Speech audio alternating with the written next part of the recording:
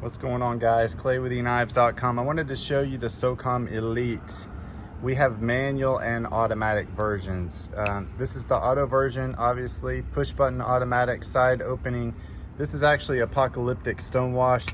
These have incredible action. They jump out of your hand. M390 Tanto blade on that. Then we have the manual version.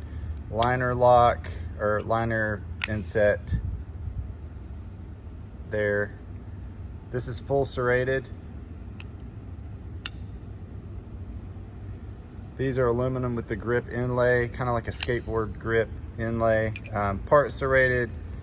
And then we have the Tanto standard. So this is kind of an overview of the Socom Elite and the different blade styles. And they come in some satin finish as well, but typically they come in stone wash and black. So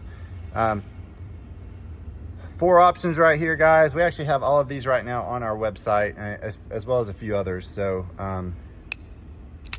you can go to eKnives.com if you want a Socom Elite from Microtech Knives. Thanks so much and have a nice day.